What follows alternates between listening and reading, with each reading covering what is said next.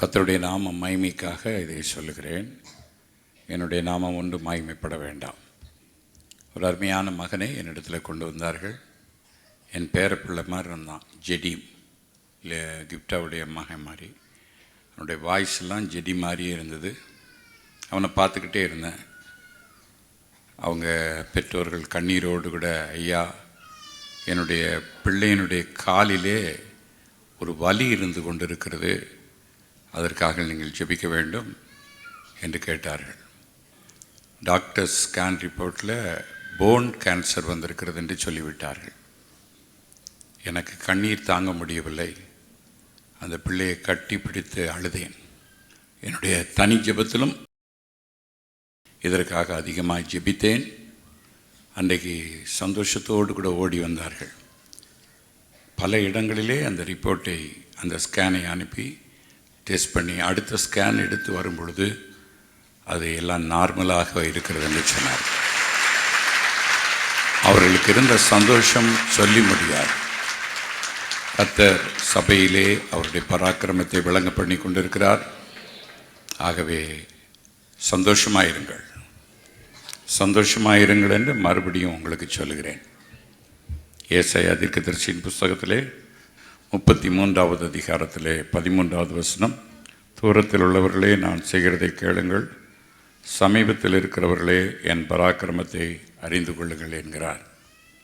பரிசுத்த பிதாவே, தர்மியான வேளையிலே உம்முடைய வார்த்தைகளை எங்களுக்கு நீ தருவீராக.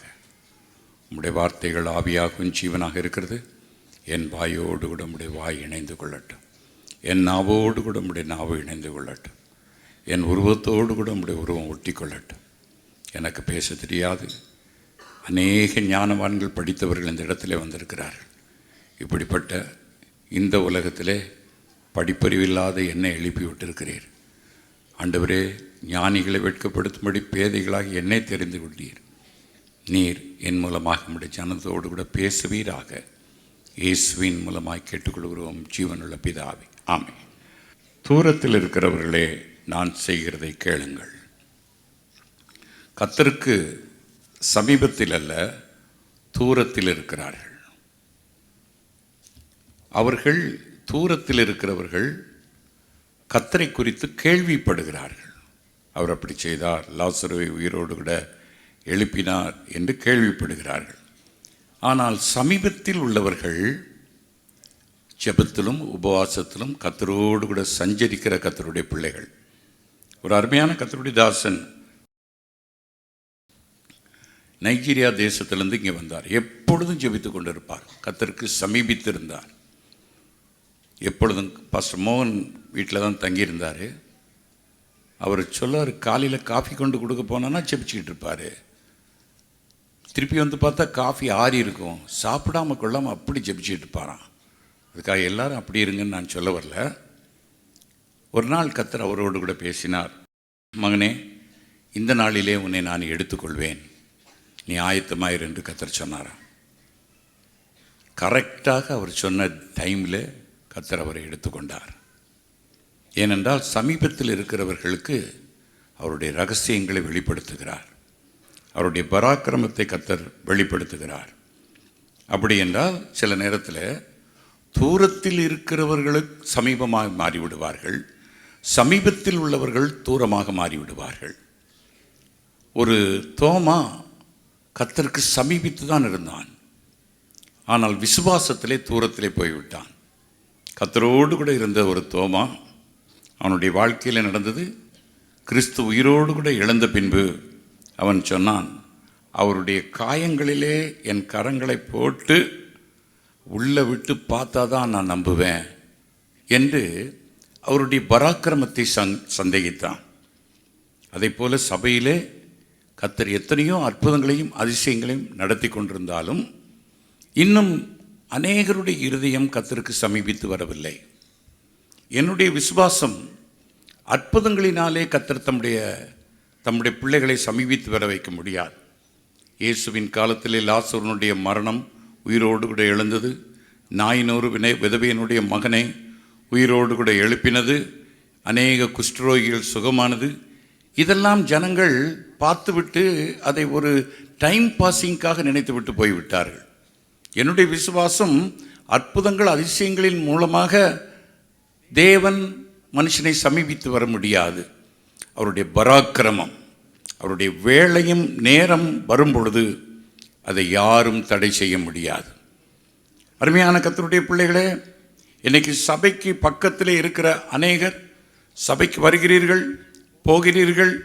ஆனால் ஒரு சிலர் மாத்திரமே தாவீதின் கூடாரத்துக்கு வருகிறார்கள், உபவாச ஜெபத்துக்கு வருகிறார்கள். உபவாச ஜெபத்துக்கு வந்தால் கூட அவருடைய இருதயம் கர்த்தருக்கு சமீபித்து வரவில்லை. 40 days ஃபாஸ்டிங் பிரேயருக்கு வந்தால் கூட அவருடைய இருதயம் கர்த்தருக்கு சமீபித்து வரவில்லை. கர்த்தரை துதிக்கிறார்கள். சில சபைக்கு வருவது ஃப்ரெண்ட்ஸை பார்க்க வர்றாங்க, கல்யாணத்துக்கு மாப்பிள்ளை பார்த்துருக்கிறதுக்காக வர்றாங்க. அநேகர் பலவிதமான நோக்கத்தோடு கூட சபைக்கு வருகிறார்கள். ஆனால் அநேகருடைய உள்ளம் கர்த்தருக்கு தூரமாக தான் இருக்கிறது. அவர்கள் கர்த்தருக்கு அவருடைய பராக்கிரமத்தை அவர்கள் பார்க்க முடியாது.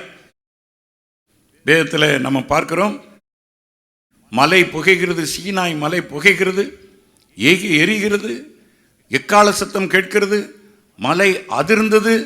இதை பார்த்த மோசே பயந்து நடுங்குகிறான். ஆனால் நடந்தது என்ன? அதை கண்கூடாய் பார்த்துதான அவர்கள் இருதயம் கர்த்தரோடு கூட ஒத்துப்போக முடியவில்லை. வேதத்திலே சொல்லப்பட்டிருக்கிறது, அவர்கள் அநேகர் மேல் கர்த்தர் பிரியமாய் இருக்கவில்லை. அது எவ்வளவு துக்கமான ஒரு காரியம்! இவ்வளவு அற்புதங்களையும் அதிசயங்களையும் பராக்கிரமத்தையும் பார்த்து அவர்கள் சமீபித்து வராதபடி நேரம் வரும் பொழுது அவர்கள் ஒரு பொன் கன்றுக்குட்டியை உருவாக்கி, இதுவே உங்களை எகிப்திலிருந்து கொண்டு வந்த தெய்வம் என்று சொல்லி அதை பணிந்து கொண்டு கர்த்தருக்கு கோபமூட்டினார்கள். பெரிய அற்புதங்களை கர்த்தர் செய்தார், அதை பார்த்தார்கள் கண்கூடாக. ஆனால் அதிலே 2 மனுஷர், யோசுவா, காலேப், கர்த்தருக்கு சமீபித்து வந்தார்கள். இந்த கூட்டத்தில் இத்தனை ஆயிரக்கணக்கான ஜனங்கள் இருந்தும் கூட ஏதோ வசனத்தை கேட்டோம் போனோம் என்று பழைய பல்லவியை பாடிவிட்டு நீங்கள் போவீர்கள் என்றால் கர்த்தருக்கு தூரமாய் இருக்கிறீர்கள். அவரை குறித்து கேள்விப்படுவீர்கள். சமீபித்து வந்தால்தான் அவருடைய பராக்கிரமம் விளங்கும்.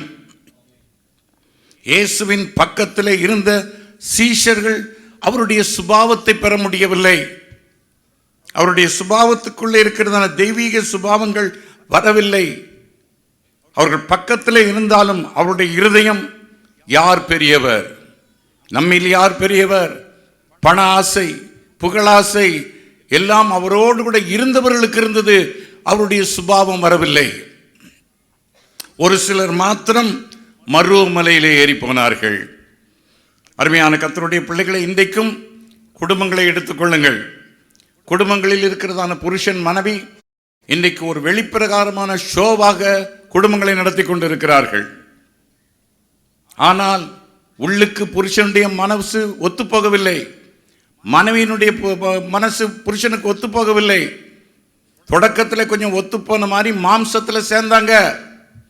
ஆனால் இப்போது அந்த இருதயத்திற்கு இருதயம் ஒத்துப்போகவில்லை. புருஷன் சொல்லுகிறான், சரி நம்ம பேசி தீர்த்துக்கிடுவோம், என்ன பிரச்சனைனாலும் ஓப்பனாக பேசலாம் அப்படின்னு சொல்லி பேசுறதுக்கு உட்கார்ந்தீங்கன்னா நீங்கள் ஒன்றை பேச, மனைவி யாருக்கு மாறா பேச, முடிவு சண்டையிலே முடிகிறது. குடும்ப பிரச்சனையை பேசி தீர்த்துக்கலாம் அப்படின்னு நீங்கள் போறீங்க, ஆனால் தீர்க்க முடியல. காரணம் என்ன? உதட்டுக்கு உதடு டார்லிங் சொல்லுது, இருதயத்துக்கு இருதயம் ஒத்து வர மாட்டேங்குது. இன்னைக்கு அநேக குடும்பங்களில் இப்படி சீரழிந்து கொண்டிருக்கிறது. தேவ பிள்ளைகளே, உங்க குடும்பத்தை யோசிச்சு பாருங்க. வெளியே தான் புருஷ மனைவி, உள்ள எப்பமோ டைவர்ஸ் ஆயிட்டுது. வெளியே தான் டார்லிங் ஹஸ்பண்ட். கல்யாணம் ஆன தொடக்கத்தில் 15 நாள் ரொம்ப இன்பமா இருந்தது. ஆனா இப்ப புளிச்சு போச்சு, சமீபித்து வர முடியல. அதே போலதான் கிறிஸ்துவோடு கூட உள்ள உறவு. ரட்சிக்கப்பட்ட தொடக்கத்தில், ஞானஸ்நானம் எடுத்த தொடக்கத்தில், பைபிள் வாசிப்பு என்ன, ஜெபம் என்ன, அபிஷேகம் பெற்ற தொடக்கத்தில் அந்நிய பாஷை என்ன, நாளடைவில் நடுவில் ஒருத்தன் குறுக்க வந்துட்டான். கர்த்தருக்கும் உனக்கும் ஒரு பிளவு ஏற்படுத்தப்பட்டு விட்டது. அன்றைக்கு ஒரு மனுஷனை குறித்து கேள்விப்பட்டேன். அவனுக்கு வர்ற மனைவி அவனோடு கூட பேசினாலாம். அவ சொன்னாலாம், நீங்கள் சொல்கிற மாதிரி நான் கேட்க மாட்டேன்.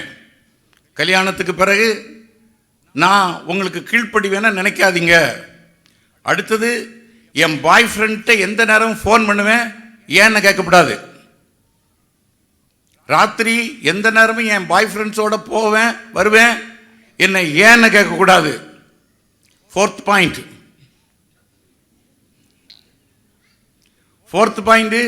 உங்கள் அம்மா அப்பா எங்கள் வீட்டில் இருக்கக்கூடாது, நம்ம மாத்திரம்தான் இருக்கணும். என் வாழ்க்கையில் யாரும் குறுக்கிடக்கூடாது. விளங்குமா? கல்யாணம் நீங்கள் பிந்தி கேட்பீங்க, அவன் முந்திய கேட்டா புண்ணியவாட்டி. அதனால அவன் தப்பிச்சான். முந்தி என்ன சொல்லுவீங்க? அதான் என்னுடைய வீட்டில் என் தம்பி தங்கச்சிலாம் எனக்கு முள்ளா இருக்காங்க, எங்கள் அப்பா அம்மா என்னை வெறுக்கிறாங்க, எங்கள் வீட்டில் எனக்கு நிம்மதி இல்லை, கல்யாணத்தை கட்டிட்டு உங்ககிட்ட வந்து நிம்மதியாக இருக்கணும்னு தான் நான் வரேன் அப்படின்னு கல்யாணத்துக்கு முன்னால் சொல்லுவீங்க. கல்யாணத்தை கட்டிட்டு எங்கள் தம்பி தங்கச்சிலாம் வெறுத்துருவேன், சேர்க்க மாட்டேன், அவங்க என்னை வெறுத்துட்டாங்க, எனக்கு புதுசாக எனக்கு புருஷனுடைய அன்பு வேணும், உங்கள் அன்புக்காக ஏங்குறேன், டைலாக்லாம் விட்டீங்க. கல்யாணத்தை கட்டி வந்தாச்சு. இப்போ புருஷ சம்பாத்தியம் கிட்டத்தட்ட 1.5 லட்சம் வருது. அந்த சம்பாத்தியத்தை பார்த்து தான் நான் பிரிஞ்சு போன அந்த தாய் தகப்பன் தம்பி தங்கச்சி எல்லாம் குரூப்பாக வீட்டுக்கு வந்துட்டாங்க. பிரிஞ்சு போனவங்க வந்த உடனே ஒரே சந்தோஷம். அவன் பணத்தை எடுத்து புறவாசல் வழியாக அவன் வீட்டுக்கு கொடுத்துக்கிட்டு இருக்கீங்க.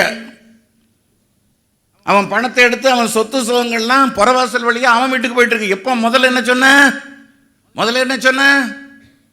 எங்கள் தம்பி தங்கச்சியை வறுத்துட்டேன், உங்களோட தான் இருப்பேன், இப்போ அடிக்க ஒரு தடவை வீட்டுக்கு போயிட்டு வருங்க. அவங்க ரூம்குள்ளே பேசி உன்னையும் புருஷனையும் பிரிச்சுக்கிட்டு இருக்காங்க. நடுவில் ஒருத்தன் புகுந்துட்டான். பிரிஞ்சு போனவங்க திரும்பி வந்துட்டாங்க. அவங்க உன்னையும் உன் புருஷனையும் உறவை கெடுக்கிறாங்க, உன் அன்பை கெடுக்கிறாங்க. அதே போல உலகம் ஒரு நாள் நம்மை கைவிட்டது. உலகத்தில் உள்ள மனுஷர்கள் நம்மை கைவிட்டார்கள். அந்த நேரத்தில் ஆண்டவரை பார்த்து கேட்டோம், ஆண்டவரே இவர்கள்லாம் என்னை கைவிட்டாங்க, எனக்கு உதவி செய்யும். நான் உண்மை கூட வந்துட்டேன், நான் உண்மையே நினச்சிட்டு இருப்பேன், உண்மையே சிநேகிப்பேன், உண்மை தவிர எனக்கு வேறு விருப்பம் இல்லைன்னு பாடினேன். ஆனால் இன்னைக்கு கர்த்தருக்குள்ள வந்த, ரட்சிக்கப்பட்ட, ஸ்நானம் எடுத்த, அபிஷேகம் பெற்ற, ஆத்மா வாழ ஆரம்பிச்சது. கர்த்தர் எல்லாவற்றிலும் வசனத்தின்படி உன்னை ஆசீர்வதிக்க ஆரம்பிச்சாரு. உன் ஆத்மா வாழ்வது போல எல்லாவற்றிலும் வாழ்ந்து சுகமாயிருக்க ஆரம்பிச்ச. ஆனா பிரிஞ்சு போன உலக சிநேகம் திரும்ப வந்துடுது. அவங்கெல்லாம் ஒரு காலத்தில் அது நிமித்தமாக தான் இந்த உலகத்தில் கர்த்தருக்குள்ள வந்த. ஆனா அவங்க பிரிஞ்சு போயிட்டாங்க. இப்ப கர்த்தரே தஞ்சனை வந்த, ஆத்மா வாழ ஆரம்பிச்சது, எல்லாம் வந்துட்டாங்க. திருப்பி வந்து அந்த சிநேகம் ஒன்னுகிட்ட ஒட்டிக்கிட்டுது. அதான் வேதத்தில் சொல்லப்பட்டிருக்கிறது, உலக சிநேகம் தேவனுக்கு விரோதமான பகை. அதான் எலியா தீர்க்கதரிசி சொல்லுகிறான், கர்த்தர் தெய்வம் என்றால் அவரை பின்பற்றுங்கள், பாகால் தெய்வம் என்றால் அவனை பின்பற்றுங்கள், நீங்கள் எந்த மட்டும் 2 நினைவுகளால் குந்தி குந்தி நடப்பீர்கள். அதே தான் கர்த்தர் நம்முடைய வாழ்க்கையில் விரும்புகிறார். அருமை கர்த்தருடைய பிள்ளைகளே, நான் சொல்ற காரியங்கள்லாம் குடும்பத்தையும் கர்த்தரையும் கனெக்ட் பண்ணி பேசுகிறேன். ஆரம்பத்தில் தித்திச்சதான உன்னுடைய கணவனுடைய அன்பு இப்பொழுது முன்பு உன் உறவை வெறுத்த உன் குடும்பத்தார் நிமித்தம் இப்பொழுது சேர்ந்து கொண்டா. இப்பொழுது உன் புருஷன் தனிமைப்படுத்தப்பட்ட நிலைமையிலே இருக்கிறான். ஐயோ, ஏன் தான் கல்யாணம் கட்டினேனோ தெரியவில்லையே என்று இருக்கிறான். பிரிந்து போன உறவுகள் சேர்ந்து உன் புருஷனுடைய பணத்தை கொள்ளையடித்துக் கொண்டு இருக்கிறார்கள். அவன் வேதனை தாங்காமல் இருக்கிறான். தேவ பிள்ளைகளே, எடுத்தால் சரியான முடிவு எடுங்கள். கர்த்தர் தெய்வம் என்றால் அவரை பின்பற்றுங்கள். கிறிஸ்துவுக்கும் உலக பொருளுக்கும் ஊழியம் செய்ய ஒருவனாலும் முடியாது. அதான் வேதத்தில் சொல்லப்பட்டிருக்கிறது. மத்தேயு எழுதின சுவிசேஷம் 6வது அதிகாரம் 24வது வசனத்திலே சொல்லப்பட்டிருக்கிறது. வாசிங்கள். 2 எஜமான்களுக்கு ஊழியம் செய்ய ஒருவனாலும் கூடாது. ஒருவனை பகைத்து மற்றவனை பகைக்கணும். ஒண்ணு உன் புருஷனை பகை, அல்லனா உன் வீட்டார பகை. 2 பேரையும் நேசிட்டு இருந்தா 2 பேரும் ஆளுக்கு ஒரு ஐடியா கொடுப்பாங்க. இந்த குடும்பத்தில் புருஷ மனைவி இருக்கும்போது தயவு செய்து நான் யாரையும் தாக்கலை, எனக்கு எல்லாரும் ஒன்று தான். புருஷ மனைவி உறவு இருக்கும் பொழுது மனைவியினுடைய பெற்றோர் தனியாக வந்து பேசுறதுக்கு விடாதீங்க. பேசுனா எல்லாரோடையும் உட்கார்ந்து பேசணும். ரூம்குள்ளே போய் பிராணம் ஏற்றுவாங்க, ஊசி ஏற்றுவாங்க. போகும்போது புண்ணியவாட்டி நல்லா தான் போயிருப்பா, வெளியே வரும்போது பேய் பிடிச்ச மாதிரி வருவா. ஏன்? உள்ளே ஏற்றி விட்டுருக்காங்க. உள்ளே போன கிழவன் கிழவி ஏற்றி விட்டுருக்குது. இன்னைக்கு உள்ள மாமனார் மாமியார் புருஷனுக்கும் சரி மனைவிக்கும் சரி சேர்ந்து வாழ்றது யாருக்கும் பிடிக்கல. குடும்பங்களில் ஒரு புருஷ மனைவி பக்கத்தில் உட்கார்ந்துடக்கூடாது, வயிற்றுச்சல் வேறு பத்திக்கிட்டு எரியுதே. உன் கண்ணில் கொல்லிய வைக்க, பத்திக்கிட்டு எரியுதான். நீ வாழ்ந்து முடிச்சிட்ட, பிள்ளைகளை வாழ விடு. அதை பார்த்து பொறாமப்படாது. உனக்கே பொறாம கிளவி, உனக்கே பொறாம. அடிச்சு போட்டா செத்து போவா அடுத்த நேரம். உன் பிள்ளை வாழ்றதை பார்த்து சந்தோஷப்படுவியா? ஒரு வீட்டில் புருஷ மனைவி பூட்டி, ஏன் ரூமை பூட்டி பூட்டி வைக்கிறீங்க? என் திறந்து போட்டாச்சு, ஏன் ரூமை பூட்டி பூட்டி வைக்கங்க தர? இதெல்லாம் எவ்வளவு அசிங்கமான காரியம். தேவ பிள்ளைகளே, இதை போல கிறிஸ்துவோடு கூட பேச அப்படியே கொண்டு போறேன். கிறிஸ்துவோடு கூட பேசும்பொழுது உன் அறை வீட்டை பூட்டி கொண்டு கர்த்தரோடு கூட உள்ள உறவு சமீபித்து வருதல். சமீபத்தில் இருக்கிறவர்களே, என் பராக்கிரமத்தை அறிந்து கொள்ளுங்கள். உனக்கும் கிறிஸ்துவுக்கும் நடுவே ஒருவனும் குறுக்கே வரக்கூடாது. உலக சிநேகம் வரக்கூடாது, உலக பொருள் வரக்கூடாது. அதான் ஆண்டவர் இந்த இடத்துல சொல்கிறார், ஒருவனை பகைத்து. கீழே வாசிங்க. ஒருவனை பகைத்து மற்றவனை சிநேகிப்பான். ஒருவனை பகைத்து மற்றவனை சிநேகிப்பான். அல்லது ஒருவனை பற்றி கொண்டு மற்றவனை அசட்டை பண்ணுவான். மற்றவனை அசட்டை பண்ணுவான். தேவனுக்கும் உலக பொருளுக்கும் ஊழியம் செய்ய உங்களால் கூடாது. தேவனுக்கும், நான் இப்போ வந்து ஆஃபனேஜ் வச்சேன்னா தேவனுக்கும் உலக பொருளுக்கும் ஊழியம் செய்கிறேன். நான் ஒரு குருட்டு பள்ளிக்கூடம் ஆரம்பிக்கிறேன்னா நான் தேவனுக்கும் உலக பொருளுக்கும் ஊழியம் செய்கிறேன். நான் ரிப்போர்ட் எழுதி சப்போர்ட் வாங்கினா உலகத்திற்கும் தேவனுக்கும் ஊழியம் செய்யல. ட்ரஸ்ட் ஆரம்பிச்சு அங்கிருந்து பணத்தை கொள்ளையடிச்சு இல்லாத கணக்கெல்லாம் காட்டினேன்னா ஊழியம் பாதிக்கப்படும். ஒழுங்கா பரலோகத்துக்கு கஞ்ச குடிச்சிட்டு போகிறதுக்கு விரும்புகிறேன். கோடி கோடியா சம்பாதிச்சு நரகத்துக்கு போறதை காட்டிலும் பன்னும் டீயும் குடிச்சிட்டு பரலோகத்துக்கு போக விரும்புகிறேன். அல்லேலூயா. நான் சொல்றது சரியா? எதுக்கு பணத்தை சம்பாதிச்சு பணத்தோட நீ பணம் கூட வராது, நரகத்துக்கு போவ. அதனால உலகத்திற்கும் கர்த்தருக்கு நீ ஊழியம் செய்ய முடியாது. ஒன்றை பற்றிக்கொள், ஒன்றை விட்டுவிடு. அருமையான கர்த்தருடைய பிள்ளைகளை, இன்றைக்கு அப்படிதான். கல்யாணம் கட்டின தொடக்கத்தில் எங்கள் அம்மா வேண்டாம், எங்கள் அப்பா வேண்டாம், உங்களுக்கே மனைவியாக இருப்பேன்னு சொன்னவா இப்போ கூட்டமாக வந்துட்டாங்க. அவங்களாம் போனவங்களாம் வந்துட்டாங்க. வந்து உன் வீட்டில் உட்கார்ந்து உன் குடும்பத்தை பிரிச்சுக்கிட்டு இருக்காங்க. அதே போல ஒரு காலத்தில் உலக சிநேகம் தேவனுக்கு விரோதமான பகை என்று சொல்லி கர்த்தருக்குள்ளே வந்தாய். கர்த்தர் உன்னை வாழ வைத்தார், எல்லா ஆசீர்வாதங்களையும் உனக்கு அமோகமாய் கொடுத்தார். இப்பொழுது உலக சிநேகம் வந்து விட்டது. இப்ப உன்னுடைய ஜெபம் மாறிவிட்டது. இப்ப இயேசு போதுமே, இயேசு போதுமேன்னு உதட்டில் தான் பேசுற. கெட்டிக்காரன் பொழுது 8 நாளைக்கு தான், அதுக்கு மேல வராது. முந்தி இருதயத்திலிருந்து பேசுறேன், இப்ப உதட்டளவுல பேசுறேன். நான் உங்களை பார்த்து சொல்றேன், உதட்டுக்கு உதடு சேர்றது லேசு, இருதயத்துக்கு இருதயம் சேர்றது கஷ்டம். புருஷ மனைவி இருக்கிறாங்க, உதட்டுக்குள்ள சொல்லலாம், டார்லிங், ஹாலி, I love you like anything சொல்லலாம். அது இருதயத்திலிருந்து வருதா?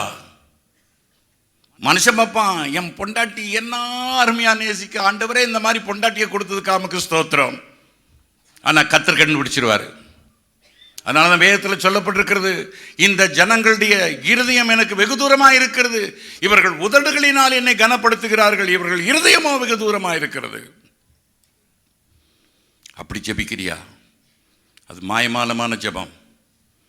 அந்த ஜெபத்தை கர்த்தர் அருவருக்கிறார்.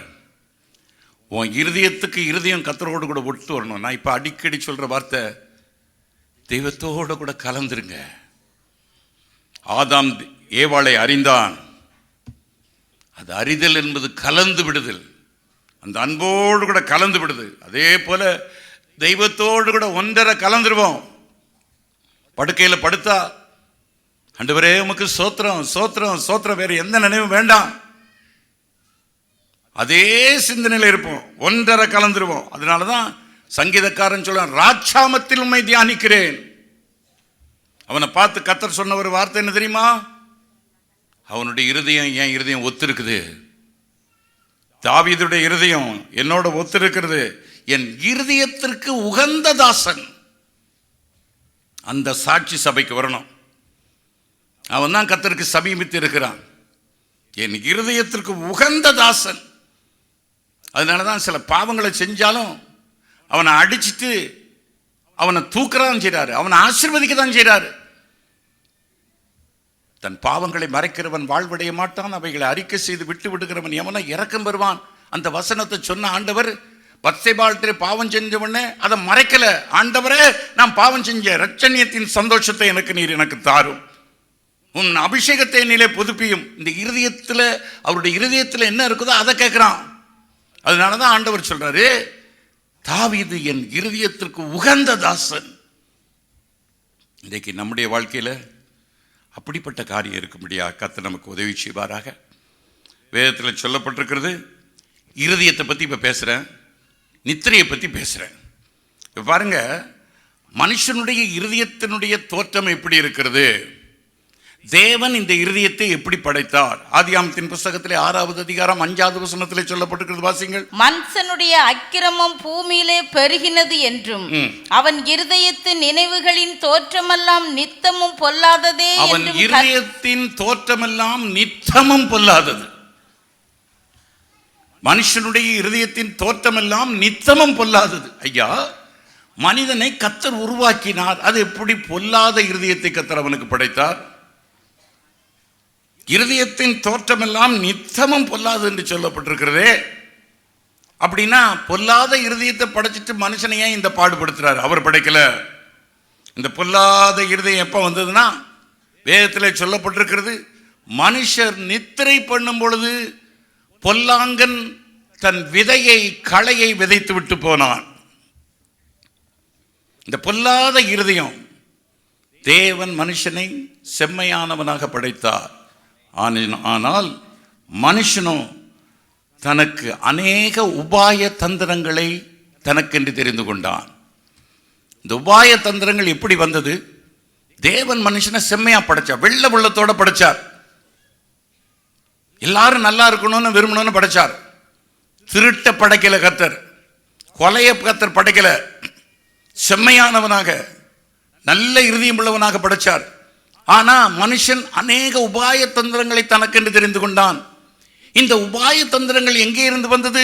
மனுஷன் நித்திரை பண்ணும் பொழுது பிசாசு தன் களைகளை விதைத்து விட்டு போனான். அப்படின்னா என்ன அர்த்தம்? கொஞ்சம் கத்தரை விட்டு தூரம் போனவன்னா நித்திரை, அது ஆவிக்குரிய நித்திரை. கொஞ்சம் உலக சிநேகம் உள்ள வரும் பொழுது நித்திரை. அப்ப என்ன செய்யறான்? களைகளை விதைக்கிறான். வஞ்சகம், பொய், களவு, திருடு, கொலை, விபச்சாரம், வேசித்தனம், இவைகளை விதைக்கிறான். தேவன் மனுஷனை செம்மையானவனாக உண்டாக்கினார். ஆனால் நித்திரை எப்பொழுது வந்தது? கர்த்தரை விட்டு அவன் தூரம் போகும் பொழுது களைகள் வந்தது. ஒருவேளை அவன் விழிப்பாக இருந்திருந்தால் இந்த களைகள் வந்திருக்காதே, களைகள் வந்திருக்காதே, இந்த முட்கள் வந்திருக்காதே, இந்த உபாய தந்திரங்கள் வந்திருக்காதே. இன்னைக்கு ஒவ்வொரு மனுஷன் எப்படி இருக்கிறான்? சில நேரத்தில் நான் யோசிப்பேன், வேற கரகத்துக்கு வந்துட்டோன்னு யோசிப்பேன். ஏன்னா ஒரு மாதிரி இருக்காங்க மனுஷர். நான் சிறு வயதில் பார்த்த மனுஷர் இப்பொழுது இல்லை. ஒரு கன்னிங்கோடையே பேசுறாங்க, ஒரு எதிர்பார்த்தலோடையே பேசுறாங்க. நம்ம பேச்சில் மயங்கிருதோம், பிறகுதான் சுதாரிக்க ஆரம்பிக்கிறோம். ஓஹோ, கடைசியில் நம்மளும் அதை மாதிரி மாறிடுதோம். என்ன திருட்டு, என்ன உருட்டு, என்ன மாதிரி பேசுறாங்கப்பா. ஒவ்வொருத்தரையும் பார்த்து பார்த்து பார்த்து பார்த்து சடைஞ்சு போனேன். வாயத்திறந்தா பொய், தேவனுடைய பேரை வச்சுட்டு பொய், தேவனுடைய நாமத்தை வச்சுட்டு பொய், பொய் தீர்க்க தரிசனங்கள், இவைகள் எல்லாம் ஆவிக்குரிய வட்டாரத்தை கெடுத்துக் கொண்டிருக்கிறது. தேவன் மனுஷனை செம்மையாக உண்டாக்கினார். தனக்கு பேர் புகழ் வரணும்னு அவன் விரும்ப மாட்டான். ஆனா பிசாசு உனக்கு பேர் வரணும், உனக்கு புகழ் வரணும், உனக்கு பணம் வரணும், அதுக்கு என்னெல்லாம் செய்யணும் கத்துக் கொடுக்கிறான். நித்திரை பண்ணும் பொழுது, கர்த்தருக்கும் உனக்கு உள்ளதான உறவு தூங்கும் பொழுது, சில நேரத்தில் உன்னுடைய வாழ்க்கையில் உனக்கு பிடிக்காதவன் அல்லனா உன் மனைவி, உன் புருஷன் உனக்கு பிடிக்கல, பேச ஆரம்பிச்சா பிரச்சனையாகுது. என்ன செய்கிறீங்க? தூங்குற மாதிரி பாசாங்க பண்ணுறீங்க. எப்படி? அவன் மடியிலே படுத்து அதான் தூக்கமாக வருது, தூக்கம் வரல, தூங்குற மாதிரி நடிக்கிறேன். புருஷனும் சொல்கிறான், இவட்ட பேசி பிரச்சனை, சண்டை போட்டுறப்படாது, அதே நேரத்தில் தூங்காமல் இருந்தாலும் பிரச்சனை, முழிச்சிருந்தாலும் பிரச்சனை, ஆனால் தூங்குற மாதிரி கொஞ்சம் நடிப்போம். தூங்குற மாதிரி நடிக்கிறாங்க, கொருன்னு குரட்டை விடுறாங்க. தூங்குறவனை தான் எழுப்பலாம், தூங்குற மாதிரி நடிக்கிறவனை எழுப்ப முடியாது. ஆக்ட் பண்ணுறவனை எழுப்புறது கஷ்டம். அதே போல் தேவனுடைய மார்பில் சார்ந்து கொண்டேன்னு சொல்லி அவருடைய மடியில் படுத்துக்கிட்டு தூங்குற மாதிரி நடிக்கிற கூட்டம், சமீபத்தில் இருக்கிறேன்னு சொல்கிற கூட்டம் தூங்குற மாதிரி நடிச்சிட்டு இருக்காங்க. மனுஷன் கண்டுபிடிக்க மாட்டான், மனுஷி கண்டுபிடிக்க மாட்டான், கர்த்தர் கண்டுபிடிச்சிருவாரு. உன் இருதயத்தின் நினைவுகளை தூரத்திலிருந்து அறிந்திருக்கிறேன் என்று கர்த்தர் சொல்றாரு. நீ நடிக்கிறியா, உண்மையிலே ஜெபிக்கிறியா, உண்மையிலே துதிக்கிறியா என்பதை கர்த்தர் அறிந்திருக்கிறார். படுத்து கிடக்கிற உன்னையும் போட்டு தடவி தான் கொடுக்காரு. என்ன செய்வ? உன்னை போய் பிள்ளையா பெற்றுட்டேனே, உனக்கு போய் ஞானஸ்நானம் கொடுத்தேனே, உனக்கு போய் அபிஷேகம் கொடுத்தேனே, தொடக்கத்தில் நல்லா இருந்திய பாவி, இப்போ நடிச்சிட்டு படுத்து கிடக்கிறியே, ஜெபிக்க பிடிக்காம படுத்து கிடக்கிறியே, பிசாசு வர்றான். என்ன ஆண்டவரே, என்னத்தை கொண்டு வந்திருக்க? களைகளை கொண்டு வந்திருக்கிறேன். என் மடியில் படுத்து கிடக்கிறான் தெரியுமில்ல? தெரியும். அவன் சிந்தனை உமக்கு பக்கத்தில் இல்லையே, தூரத்தில் இருக்கான். பிசாசுக்கும் அறிஞ்சிருக்குது, கர்த்தர் அறிஞ்சிருக்கிறாரு. ஆனா இவன் நினைச்சிட்டு இருக்கான், நம்ம எவ்வளவு கில்லாடியா ஏமாத்திட்டு இருக்கோம் கர்த்தரை, நம்ம எவ்வளவு கில்லாடியா பிசாசை ஏமாத்துறோம், எவ்வளவு கில்லாடியா கர்த்தரை ஏமாத்துறோம். கர்த்தர் சொல்றாரு, போயிரு, ரெக்கமெண்ட் பண்ணாதையும். இப்ப அவன் உம்மை பிள்ளை இல்லை, உம்மை கூட இல்லை, சமீபத்தில் இருக்கிற மாதிரி நடிக்கிறான், உம்மை பிள்ளை இல்லை. இப்ப என்ன செய்ய போற? களைகளை விதைக்கிறேன். வேண்டாப்பா பேசப்படாது. உம்மை பிள்ளைன்னா நான் தொட மாட்டேன், உண்மையா உண்மை நேசிக்கிறவனா நான் தொட மாட்டேன். ஆனா உண்மை நேசிக்கலையே, நடிக்கலாம் செய்யறான். என்ன விதைக்க போற? உபாய தந்திரங்களை விதைக்கிறேன், களைகளை விதைக்கிறேன், முட்களை விதைக்கிறேன். அப்படின்னா ஒரு காலத்துல கோதுமை மணியாயிருந்தவனுடைய வாழ்க்கையில முட்கள் முளைக்க ஆரம்பித்தது. ஒரு காலத்துல ஆவிக்குரிய ஜீவியத்துல ஒரு சின்ன காரியம் தப்புன்னு சொல்லி போராடின, இப்ப பெரிய பெரிய பாவங்களை முழுங்கி விட்டு இயேசுவே நல்லவர்னு தூச்சிக்கிட்டு இருக்க. இதை கர்த்தர் அறிந்திருக்கிறார். கர்த்தரால ஒன்றும் செய்ய முடியல. அவருடைய கையும் காலையும் கட்டி போட்ட மாதிரி இருக்குது. பிசாசு கட்டிட்டான், மடியில தான் படுத்திருக்கிற, சமீபத்தில் தான் இருக்கிற. அன்றைக்கு பாஸ்டர் ராஜமணிகிட்ட பேசிட்டு இருந்தேன். அவர்கிட்ட சொன்னேன், நீங்கள்லாம் சாட்சி இல்லாமல் வந்துட்டீங்கன்னு. நான் சாட்சியோடு வந்திருக்கேன்னு. என்னன்னு கேட்டார்.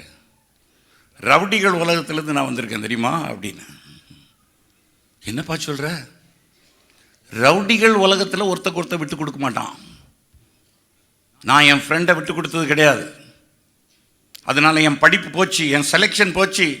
எனக்கு செலெக்ஷன் கொடுத்தா நான் உடனே ரிசைன் பண்ணிடுவேன்னு என்னுடைய ப்ரொஃபஸர் சொன்னார். என் ஃப்ரெண்டுக்காக விட்டு கொடுக்கல. ஒருத்தருக்கு ஒருத்தர் விட்டு கொடுக்க மாட்டோம். ஒருத்தருடைய முன்னேற்றத்தை பார்த்து நாங்கள் சந்தோஷப்படுவோம். அப்படி இருந்தோம்.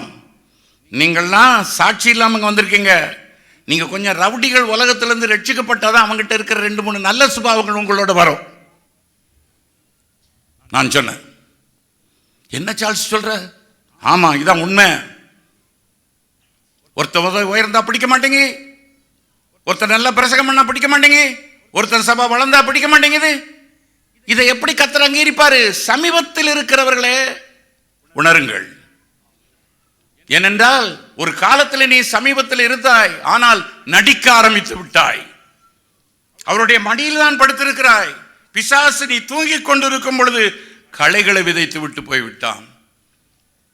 ஆகவே கோதுமை மணியாய் இருக்க வேண்டியதான நீ முட்களாய் மாறிவிட்டாய். கோதுமை மணி ஒரு ஆசீர்வாதம். அதான் வேதத்திலே சொல்லப்பட்டிருக்கிறது. யோபுவின் புஸ்தகத்திலே 31வது அதிகாரம் 40வது வசனத்திலே பார்க்கிறோம். வாசியுங்கள். அதில் கோதுமைக்கு பதிலாக, அவன் கோதுமைக்கு பதிலாக முள்ளும் வார்கோதுமைக்கு பதிலாக களையும் முளைக்க கடவது என்றான். யோபின் வார்த்தைகள் போதும் போதும். முள்ளும் வார்கோதுமைக்கு பதிலாக முள் முளைக்க கடவுது. கர்த்தருக்குள் அருமையானவர்களே, உன்னுடைய வாழ்க்கையில மாயமில்லாத வாழ்க்கை செய்வாய் என்றால் கிறிஸ்தவ வாழ்க்கை வெள்ளை உள்ளம் நிறைந்தது. வெள்ளை ஊழியம் உள்ள ஒரு ஊழியன் செய்கிற ஊழியத்தை கர்த்தர் அங்கீகரிப்பார். சொத்து சுகம் பணம் வேண்டும் என்று ஒரு மனுஷன் ஊழியம் செய்வான் என்றால் குடும்பத்தை பறிப்பார், அதிலே முள் முளைக்கும். இது அரசியல் கட்சி அல்ல, ஆவிக்குரிய உலகம். கர்த்தர் உனக்கு ஆசீர்வாதத்தை கொடுக்கும் பொழுது அந்த ஆசீர்வாதத்தின் மேல் கண் வைப்பாய் என்றால் உன் ஊழியத்திலே முட்கள் முளைக்கும். ஊழியத்திலே முட்கள் முளைக்கும். உபாய தந்திரங்கள் முளைக்கும். தந்திரமுள்ள ஜனங்கள் எழும்புவார்கள். நான் எப்பொழுதும் ஊழியக்காரருடைய கூட்டத்தில் பேசுவது, நயவஞ்சகத்தை விட்டு முட்கள் முளைக்கும். வெள்ளத்தோட பேசு, வெள்ளத்தோடு இரு. திருக்கு முறுக்கெல்லாம் பிசாசிலிருந்து வந்தது. நீ நித்திரை பண்ணும்போது விளைத்து விட்டான். எழும்பு எழும்பு சீயோனே, தூசியை உதறிவிட்டு எழுந்துரு. வெள்ளத்தோட இருக்கிறவனை கர்த்தர் எப்பொழுதும் ஆசீர்வதிப்பார். தொடக்கத்தில் கொஞ்சம் நஷ்டம் அந்த மாதிரி இருக்கும், ஆனால் பிற்காலத்தில் அது அவனுக்கு மிகுந்த ஆசீர்வாதமாக இருக்கும். எங்கள் அப்பா அம்மா அப்படி தாங்க என்னை வளர்த்துருக்காங்க. அவங்களுக்கு கள்ளங்கப்படினா என்னன்னே தெரியாது. அடி வாங்க தான் தெரியும், பணத்தை இழக்க தான் தெரியும். ஆனால் இன்னைக்கு அவனுடைய குமாரன் அதே மாதிரி தான் வளர்க்கப்பட்டேன். ஆனால் இப்போ உள்ள உலகத்தை பார்க்குறேன். கள்ளம் கபடு சூது வாது நடிக்கிற கூட்டம். பேசுறது அப்பான்னு பேசுவாங்க, பேசுறது மாமான்னு பேசுவாங்க. பேசுறவங்க ரொம்ப அன்பா பேசுற மாதிரி இருப்பாங்க. உள்ளுக்குள்ள கள்ளம் கபடம் எப்படி நடிக்கிறாங்க? எப்படி நடிக்க வருது? கர்த்தருக்கு நீ சமீபத்தில் இல்லை, சமீபத்தில் இல்லை, தூரத்துக்கு போயிட்ட. பிசாசு களைகளை விதைச்சிட்டான். எப்பொழுது? நித்திரை பண்ணும் பொழுது. நித்திரை எதை குறிக்கிறது? மரணத்தை குறிக்கிறது. லாசரு நித்திரை அடைந்தான். 4 விதமான நித்திரை பேசுறேன். லாசரு நித்திரை அடைந்தான், மரணத்துக்கு ஏதுவான நித்திரை. நித்திரை செய்கிறவர்கள் ஒரு பாடியை தூக்குனா, நித்திரை செய்கிறவன் எந்திரிச்சு பார்த்து, எப்பா நீ ரட்சிக்கப்பட்டிருக்கியா, ஞான ஸ்நானம் எடுத்திருக்கியான்னு கேட்க மாட்டான். நித்திரை செய்தவன் அப்படி படுத்த படுக்கையில் இருப்பான். 4 பேர் அவனுடைய சரீரத்தை தூக்கிட்டு போவாங்க. அவன் நல்லவனா கெட்டவனா என்று தெரியாது. அதை போல சத்துரு நித்திரையிலே களையை விதைத்திருக்கும் பொழுது அக்கிரமத்திலும் பாவத்திலும் நீ மரித்து கொண்டு இருக்கிறாய். முட்களாய் மாறிவிட்டாய். கோதுமை மணியாய் ஆசீர்வாதமாய் இருக்க வேண்டிய நீ இப்பொழுது களைகளாய் மாறிவிட்டாய். இப்பொழுது நீ நித்திரையிலே செத்து கொண்டிருக்கிறாய், செத்து போய்விட்டாய். இப்பொழுது ஒருவன் தூக்குகிறான். நீ நல்லவனா கெட்டவனா என்று நித்திரை செய்தவன் பார்க்க மாட்டான், அவன் ஒரு துன்மார்க்கனா இருப்பான். அதான் வேதத்திலே சொல்லப்பட்டிருக்கிறது, துன்மார்க்கருடைய ஆலோசனையில் நடவாமலும் பாவிகளுடைய வழியில் நில்லாமலும் பரியாசக்காரர் உட்காரும் இடத்தில் உட்காராமலும்.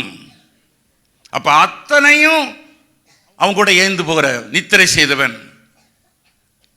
ஒரு ரெகொபெயாமுடைய வாழ்க்கையில உயிரோடு கூட இருக்கிற முதியவர்கள், அனுபவப்பட்ட, என்னை போட்ட அனுபவப்பட்ட முதிர்ச்சி அடைந்தவர்கள் அவனுக்கு ஆலோசனை சொல்லுகிறார்கள்.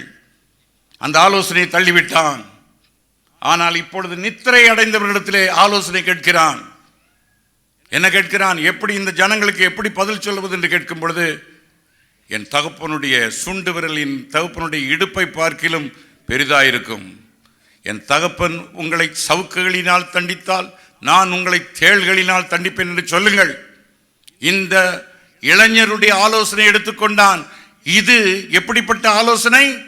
துன்மார்க்கருடைய ஆலோசனை. ஏனென்றால் அவன் மரணம் அடைந்து விட்டான். லாசரு மரணம் அடைந்து விட்டான். அவனுடைய ஆலோசனை களைகளாக மாறிவிட்டது. அந்த துன்மார்க்கருடைய ஆலோசனை அவனுடைய ராஜ்யபாரத்திலே களைகளாக மாறிவிட்டது. தேவ பிள்ளைகளே, நீ நித்திரை அடையாமல் இருந்தால் பரிசுத்தவான்களுடைய ஆலோசனை கேட்பாய். சபையிலே ஊழியக்காரன் மூலமாக கொடுக்கப்படுகிற ஆலோசனையை கேட்பாய். நீ நித்திரை அடையாமல் இருந்தால், இங்கிருந்து இவருக்கு வேற வேலை இல்லை, உன் உள்ள அப்படி தான் பேசிகிட்டு இருக்கும். இவர் இப்படி தான் பேசுவார். கர்நாடகம் உலகத்தில் பிழைக்க தெரியாத ஆள். என்ன வெள்ளை உள்ளம் நிற்கலாம், படுற பாடு பார்த்தோமே சொல்லிட்டு வெளியே போவேன். ஆனால் அது பரியாசக்காரர் உட்காரும் இடம். ஆனால் நித்திரையை விட்டு எழும்பு. கர்த்தருடைய பிள்ளைகளுடைய ஆலோசனைக்கு நீ உட்படு. கர்த்தருக்கு ஸ்தோத்திரம். அவன் காளைகளை விதைத்து விட்டு போவான். காளைகள் விதைக்கப்படும். அப்போ அந்த ஆலோசனை உன்னுடைய வாழ்க்கையில் வரும் பொழுது நீ நித்திரை அடைத்து விட்டாய். அப்போ அக்கிரமத்திலும் பாவத்திலும் செத்து விட்டாய். அப்போ அவன் செத்த பின்பு மரித்தவர்களும் மவனத்தில் இறங்குறவர்களும் கர்த்தரை துதியார்கள். அவன் கர்த்தரை துதிக்க முடியாது. இந்த சுபாவம் வந்துட்டா கர்த்தரை துதிக்க முடியாது, கர்த்தரை ஸ்தோத்திரிக்க முடியாது. ஸ்தோத்திரிக்காத பட்சத்திலே உனக்கு விரோதமாக எழும்பி இருக்கிற கோபுரங்கள் கீழே விழ முடியாது. உனக்கு விரோதமாக எழும்பி இருக்கிறதான எரிகோவின் மதில்கள் கீழே விழாது. இன்னும் மரண நித்திரை, அதான் சங்கீதக்காரன் சொல்ல, நான் மரண நித்திரை அடையாதபடிக்கு. லாசரு நித்திரை அடைந்தான். ஆனால் அதே நித்திரையில் போயிட்டு இருக்கும் பொழுது அடுத்த நித்திரைக்கு பேர் என்ன? மரண நித்திரை.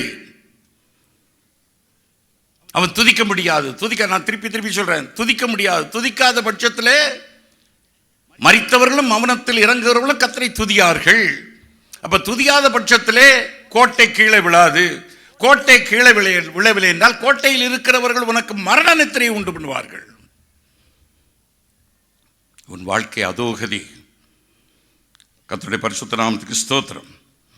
அப்படின்னா இன்னைக்கு சொல்லுங்க, ஆண்டவரே, நான் கர்த்தருக்கு சமீபமாய் வர எங்கள் ஊழியக்காரருடைய வார்த்தைக்கு நான் செவி கொடுப்பேன். சபையில் கொடுக்கப்படுகிற வார்த்தைகளுக்கு செவி கொடுப்பேன். நான் நித்திரை பண்ணினேன். திங்கள்லேருந்து சனிக்கிழமை வரைக்கும் ஏதோ ஒரு நித்திரை வந்துட்டுது. அதில் சத்துரு முட்களை விதைத்து விட்டு போனான். போன வாரம் பாஸ்டர் எனக்கு கோதுமை மணிகளை கொடுத்தாரு, நல்ல மணிகளை கொடுத்தாரு, வார்கோதுமையை கர்த்தர் கொடுத்தாரு. அதை விட்டுட்டு இப்போ களைகளும் முளைக்க ஆரம்பிச்சிட்டது. இப்போ அநேக உபாயத்தந்தர்கள் எங்களுடைய வாழ்க்கையில், கிறிஸ்தவ வாழ்க்கையில் வந்து விட்டது. என்னை மன்னிய நாதான்னா இந்த களைகளை இந்த நேரத்தில் களைந்தெடுக்க கர்த்தர் வல்லவராக இருக்கிறார். போன வாரம் பண்ண பிரசங்கத்துக்கு இப்போ உள்ள பிரசங்கத்துக்கு வித்தியாசம் இருக்கும். அதுவும் தேவை, இதுவும் தேவை. அதை மறந்துடாங்க தேவை பிள்ளைகளே. துதியாத நிலை வந்துட்டேன்னா எதிர்ப்பு போகாது, எதிர்ப்பு இருந்துக்கிட்டே இருக்கும். ஒரு ரெகொபெயாமுடைய வாழ்க்கையில் எதிர்ப்பு இருந்தது, பயங்கர எதிர்ப்பு. சாலமோன் கர்த்தருடைய வார்த்தையை விட்டு நித்திரை அடைந்த பொழுது அவனுக்கு எதிர்ப்புகள் வந்தது. யெரொபெயாம் ஒரு பயங்கர எதிர்ப்பாய் மாறிவிட்டான். அங்கே இருக்கிற ஜனங்கள் எல்லாம் அவனுக்கு எதிர்ப்பாக மாறிவிட்டார்கள். எதிர்ப்பு. எரிகோவின் கோட்டை கீழே விழாது. அடுத்தது பாருங்கள், ஏசாயா தீர்க்கதரிசியின் புஸ்தகத்திலே அப்ப எதிர்ப்பு வரும் பொழுது, அவன் நித்திரை அடையும் பொழுது அவன் முகத்தை மூடி போட்டு விடுகிறார்கள்.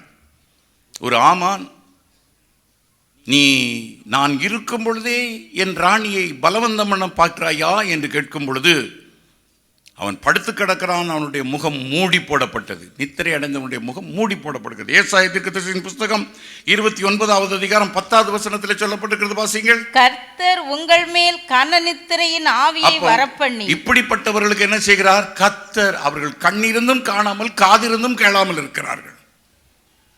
என்னதான் சொன்னாலும் கண் இருக்குது, காண மாட்டேங்கிறாங்க. உண்மையான மார்க்கம் எது? உண்மையான தெய்வம் எது? உண்மையான சத்தியம் எது? அவர்கள் கண்ணிருந்தும் காணாமல், காதிருந்தும் கேளாமல் இருக்கிறபடினாலே கர்த்தர் உங்கள் மேல் கனநித்திரையின் ஆவியை இறங்க பண்ணி, கிளபாசிங்க, கனநித்திரையின் ஆவியை வரப்பண்ணி உங்கள் கண்களை அடைத்து. உங்கள் கண்களை, செத்தவன் கண் எப்படி இருக்கும்? திறந்திருந்தால் நீங்க போய் வாங்கி மூடிடுவீங்க இல்லையா? திறந்திருக்கும் கண்ணு. ஐயா முதல்ல கண்ணை மூடு. கண்ணு திறந்துருந்தா பார்க்க பயங்கரமா இருக்கும் இல்லையா? கண்ணை மூடிடுறாங்க. கனநித்திரையின் ஆவியாக வரப்பண்ணி உன் கண்களை அடைத்து. கிளவாசிங்க. ஞான திருஷ்டிக்காரராகிய உங்கள் தீர்க்கதரிசிகளுக்கும் தலைவர்களுக்கும் முக்காடு போட்டார். முக்காடு, முகத்தை மூடிட்டாரு. க்ளோஸ்ட். ஞான திருஷ்டி. தீர்க்க தரிசனம் சொல்லாத. சமீபத்திலிருந்து ஒரு காலத்தில் தீர்க்க தரிசனம் சொன்ன, சொல்லாத, முகத்தை மூடு. கனநித்திரையின் ஆவி கண்களை அடைச்சாரு. இன்னைக்கு ஆவிக்குரிய உலகத்தில் இத்தனை முக்காடும் போடப்பட்டது, முகம் மூடப்பட்டது. அதனால ஒரு காலத்தில் தவறு என்று சொன்ன காரியங்கள் இப்பொழுது தவறு இல்லை என்று வந்துவிட்டது. முக்காடு போடப்பட்டது. முன்பு வெளியே போய் சினிமா பார்த்தாங்க, இப்ப வீட்டுக்குள்ளேயே சினிமா பார்க்குறாங்க. அதுல என்ன தப்பு இருக்கு?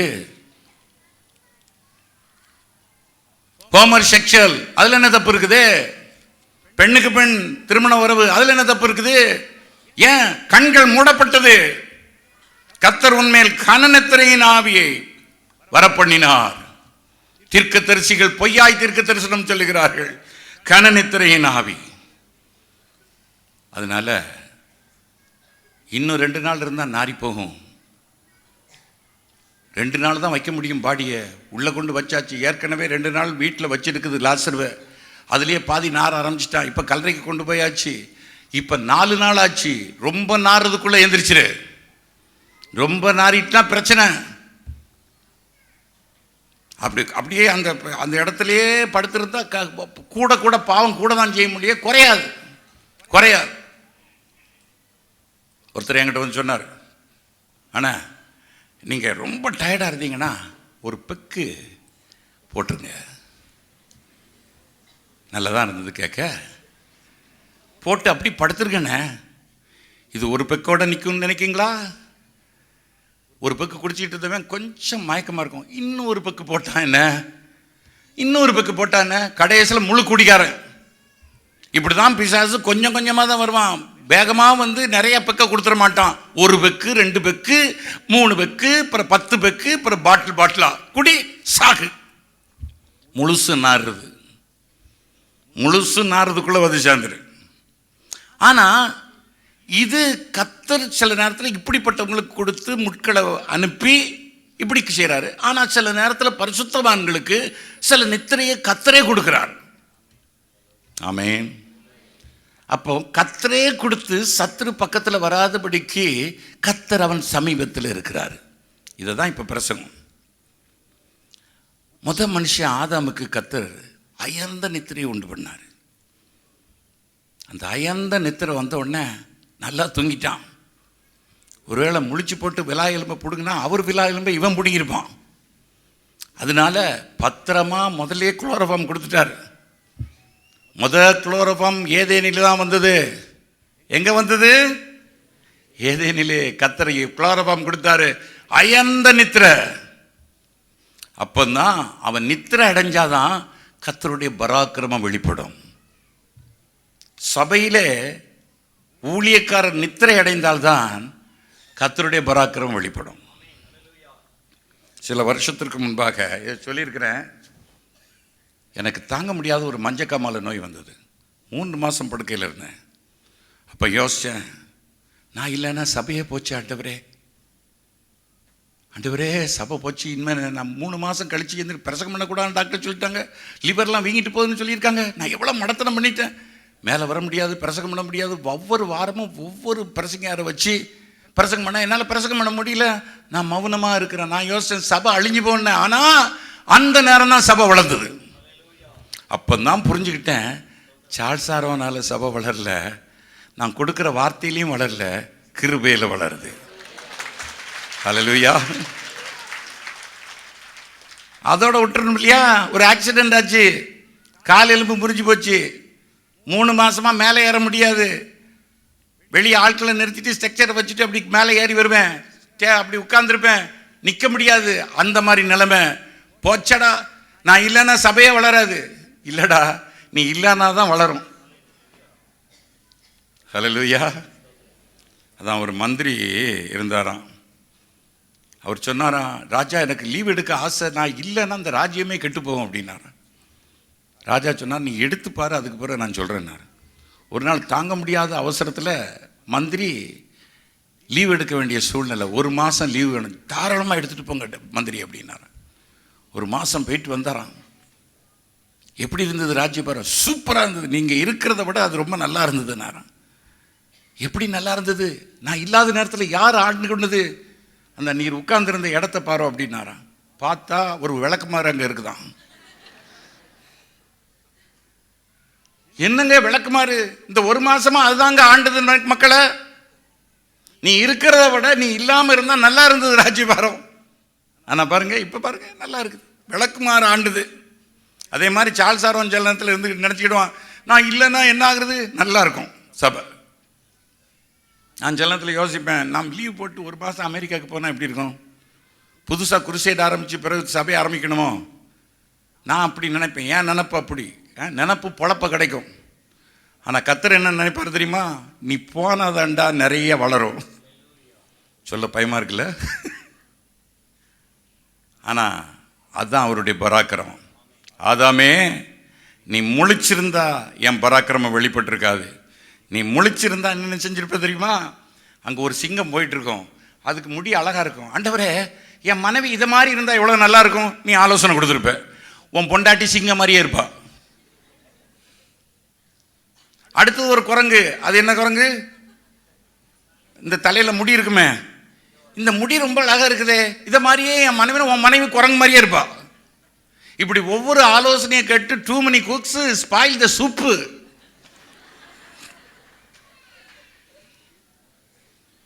அதனால என்ன நடந்தது தெரியுமா, ஆதாமுக்கு அயர்ந்த நித்திரையை உண்டு பண்ணினார். விலாய் எலும்ப உருவும் பொழுது முழிச்சிருந்து உழுவுறாருன்னா என்ன ஆயிருக்கும் கதி. பாவியும் பொல்லாதவன் படுக்க போட்டாரு. சில நேரத்தில் ஆண்டவர் தம்முடைய பராக்கிரமத்தை வெளிப்படுத்த நம்மை மௌனமா இருக்க சொல்லுகிறார். ஹல்லேலூயா. மௌனமா இருக்க சொல்லு. அந்த நேரத்தில் கர்த்தர் படைச்சி நிறுத்தி எழுப்புறாரு. எழுப்பி பார்க்குறான், அழகான ஒரு பெண் நிற்கிறா, முடி நீளமா இருக்குது, செக்கச்செவேன்னு ரோஸ் கலர்ல நிற்கிறா. இது யாரு, இது வரைக்கும் பார்த்துறாத உருவம் அப்படின்னு. இதான் உனக்கு நான் கொடுத்துருக்கிற மனைவி. எப்பா, உம்முடைய பராக்கிரமமே இதில் விளங்குது ஐயா, என்ன அழகா இருக்கா, என்ன அழகா இருக்கா அப்படின்னு. அதுதான் கர்த்தருடைய. நீ சும்மா இருந்தா கர்த்தர் தம்முடைய பராக்கிரமத்தை கர்த்தர் வெளிப்படுத்துவார். நீ நித்திரை செய், அது கர்த்தர் கொடுக்கிற நித்திரை, கர்த்தர் கொடுக்கிற நித்திரை. ஒரு காலத்தில் நான் பார்த்துருக்கிறேன், ரோடா எழுந்திரிச்சு மகஃபோனை பிடிச்சி ஏசு நேசிக்கிறார், ஏசு நேசிக்கிறான்னு கத்திட்டு வருவேன். ஆனால் இப்போ உட்காந்து அந்த நாளில் போராடுவேன். 3 மணிக்கு எந்திரிப்பேன், போராடுவேன். அது நல்லது, அது ஒரு காலம், அது ஒரு காலம். 2 காலத்துக்கும் கர்த்தர் வித்தியாசத்தை கட்டளையிடுகிறார். நீ பிரயாசப்பட்ட நாளில் எப்படி நான் கிரியை செய்தேன், இப்பொழுது நீ கர்த்தர் எப்படி பிரயாசப்பட்டு கிரியை செய்கிறார் என்பது 2 காலத்துக்கு வித்தியாசத்தை கட்டளையிடுறார். ஒரு நாள் நான் இப்போல்லாம் 1:30 மணிக்கு இன்றைக்கி எந்திரிச்சேன். ஜோம் நீட்டு, ஆண்டவருடைய சமூகத்தில் ஜோம் நீட்டு தூச்சிக்கிட்டு இருந்தேன். பைபிள் வாசித்தேன். ஏசாயாவை முடிச்சுட்டு எரேமியாவுக்கு போனேன். அடுத்தது நான் நேற்று சேகரித்து அந்த வசனத்தெல்லாம் திருப்பி தியானிக்க ஆரம்பித்தேன். ஜோம் பண்ணிட்டு வந்தேன். இந்த நேரம் 5 மணிலேருந்து 7 மணி வரைக்கும் எனக்கு தூங்குகிற நேரம். முந்திலாம் நான் தூங்க மாட்டேன். அப்படி தூங்கிட்டா நீ ஒரு சோம்பேறி ஆக்கிடும். ஆனால் இப்போ இந்த ஹார்ட் ஆப்ரேஷன் பண்ணதுனால தூங்குறது தான் ஆகணும்னு சொல்லி 5 மணிலேருந்து 7 மணி வரைக்கும் ஒரு தூக்கம் தூங்குவேன். தூக்க நேரம். அந்த நேரம் இப்போ சர்ச்சுக்கு வர வேண்டியிருக்குது. ஆனால் அந்த நாளில் தூங்க போகிறேன், தூங்க முடியாது. அப்படியே உட்காந்து ஜோம் பண்ணிக்கிட்டே இருப்பேன். அன்னைக்கு பாருங்கள், ஒரு பெரிய கன்னத்திரின் ஆவி வந்தது. எதுக்கு கத்துற அந்த ஆவியை கத்தர் கொடுக்குறாரு? ஒரு ஊழியக்காரனுக்கு, சபைக்கு, ஊழியக்காரனுக்கு ஏன் அதை கொடுக்குறாரு? அப்படி கண்ணை முழிச்சு பார்க்க என்ன அறியாமலே தூக்கம் வந்தது. சில நேரத்தில் கர்த்தர் தம்முடைய தரிசனங்களை, தன்னுடைய சித்தத்தை வெளிப்படுத்துவதற்கு கர்த்தருடைய பிள்ளைகளுக்கு அயர்ந்த நித்திரையை கொடுக்கிறார். சமீபித்திருக்கிற கர்த்தருடைய பிள்ளைகளுக்கு சில காரியங்களை வெளிப்படுத்த கர்த்தர் அயர்ந்த நித்திரையை கொடுக்கிறார். அப்படி போய் படுத்த, என்ன ஆண்டவரே தூக்கமாக வருது. அப்படி படுத்திருக்கிறேன் பாருங்க, கண்ணாடி பக்கத்தில் ஒரு தேவதூதன் இருக்கான். எப்பொழுதும் அவர் வரமாட்டார். அன்னைக்கு போனவர் இன்னைக்கு வரைக்கும் வரல. சிலருக்கு முழிச்சா தேவதூதன், பாத்ரூமில் குளிச்சுக்கிட்டு இருந்தா தேவதூதன், இயேசு கிறிஸ்து எண்ணெய் தேய்ச்சி குளிக்கிற மாதிரி காட்சி காண்றது, பிதா அப்படி பார்த்துட்டு அப்படி பண்ணுறது, இதெல்லாம் நமக்கு வராது. இது எத்தனையோ வருஷத்துக்கு முன்னால் அந்த தேவதூதன், இன்னைக்கும் அந்த தேவதூதன் எனக்கு நினைவில் இருக்கிறாரு. அந்த வஸ்திரத்தை அப்படி சுருட்டி வச்சுக்கிட்டு கண்ணாடி மேலே நின்றுட்டு இருக்காரு. முகம் ஓவல் ஷேப்பில் இருக்குது, பயங்கர பிரகாசத்தில் நிற்காரு, ரெக்க இல்லை. இந்த காட்சியை நான் பார்த்தேன். இது அநேக வருஷத்துக்கு முன்னால் நடந்தது. அவர் சொன்ன ஒரு வார்த்தை, அனுப்பப்பட்டு வந்தேன். இந்த வார்த்தையை கேட்ட உடனே என் உள்ளம் குலுங்குச்சு. இதுக்கு தான் எனக்கு கனநித்திரையை கொடுத்தீர் ஆண்டவரே, இதை வெளிப்படுத்ததான். ஏன்னா என் வாழ்க்கை பல சிக்கல்ல போயிட்டு இருக்கு, அதில் என்ன ஆறுதல் படுத்துறதுக்கு ஒரு தூதன். அதற்கு எனக்கு ஒரு கனநித்திரை, அது கர்த்தர் ஏற்படுத்தின கனநித்திரை.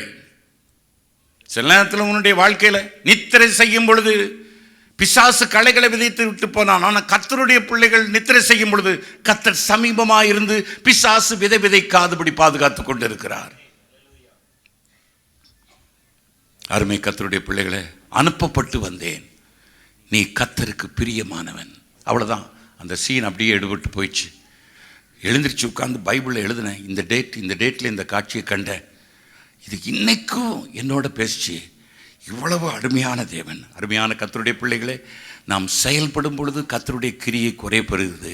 நாம் செயல்படாமல் இருக்கும் பொழுது, கிருபையை சார்ந்து கொள்ளும் பொழுது கர்த்தர் செயல்பட ஆரம்பிக்கிறார். இரவு முழுவதும் தன்னுடைய ஞானத்தை உபயோகித்து மீன் பிடிக்கிறான், ஒன்றும் அகப்படவில்லை. கர்த்தர் சமீபித்து வருகிறார். என்ன, ஒன்றும் கிடைக்கலையா? ஒன்றும் கிடைக்கல ஆண்டவரே, வலையை ஆழத்தில் போடு அப்படின்னு சொன்ன வலையை ஆழத்தில் போட்டாங்க. அப்போ செயல்படுவதற்கு முன்பாக உள்ள கிரியை, செயல்படாதற்கு முன்பாக உள்ளதான கிரியை, ரெண்டையும் வித்தியாசம் காட்டுகிறார். இப்போ பாரு, 153 பெரிய மீன்கள். அருமையான கர்த்தருடைய பிள்ளைகளே, ஒரு மனுஷன் வலை விரிக்கிறதுக்கும் கர்த்தர் வலையை போடுறதுக்கும் சில நாட்களுக்கு முன்பாக அதே வலையை, அதே காரியத்தை நீ செய்து பார்த்திருப்பா, அதில் தோல்வி வந்தது. இப்பொழுது கர்த்தருடைய ஆவியானவர் இங்கே வந்து உனக்கு கற்றுக் கொடுத்து அதே காரியத்தை தான் செய்ய சொல்லுகிறார். இப்பொழுது வெற்றி. ஒரு ஆபிரகாமுக்கும் ஒரு லோத்துவுக்கும் கர்த்தர் வித்தியாசத்தை கட்டளையிடுவதற்காக என்ன செய்தார்? இவனுடைய போக்கு வித்தியாசமா இருக்கிறது. இவனுடைய இருதயம் என்னுடைய இருதயத்தோடு கூட உகந்து போகிறது. இவன் பொருளாசையிலே நிறைந்திருக்கிறான். ரெண்டு பேரும் சேர்ந்தா உருப்படாது. பிரி ஆண்டவர் பிரிக்க ஆரம்பிச்சாரு. பிரிவினையின் தேவன் அவர். சில நேரத்தில் ஒத்து வராத கேச பிள்ளையோ அல்லாவிட்டால் மனைவியோ அல்லாவிட்டால் யாரோ பிரித்து விடுவார். ஏன்னா இது ஒத்து வராது, இது வித்தியாசமா எடுத்துட்டு போகுது, என் ஊழியம் பாதிக்கப்படும் அப்படின்னு சொல்லி கர்த்தர் ரெண்டு பேரையும் பிரித்தார். லோத்து பிரிந்து போன பின்பு ஆபிரகாமுக்கு கர்த்தர் தரிசனமாகி பேசுறாரு, உன்னை நான் சீமானாக்குவேன். லோத்து கூட இருக்கிற வரைக்கும் உன்னை நான் ஆசீர்வதிச்சா அந்த ஆசீர்வாதத்தை அவனும் பிட்டுக்கிட்டு போயிடுவான். ஆகவே ரெண்டு பேரையும் நான் பிரிச்சேன். அது கர்த்தருடைய பராக்கிரமம். பாருங்க, வேதத்தில் சொல்லப்பட்டிருக்கிறது, சூரியன் அஸ்தமிக்கும் பொழுது ஆபிரகாமுக்கு அயர்ந்த நித்திரை, ஒரு ஆதாமுக்கு நித்திரை, பராக்கிரம் வெளிப்பட்டது. நாம் செயல்படும் பொழுது கர்த்தருடைய பராக்கிரமம் அமிழ்ந்து போகிறது.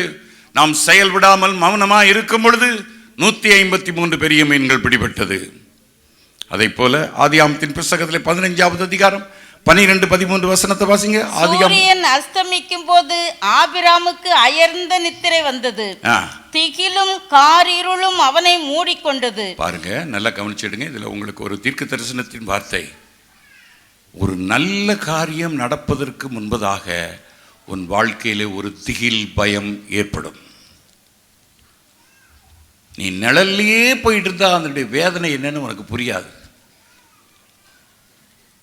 இது எனக்கு வழக்கம் போல கிடைச்சது.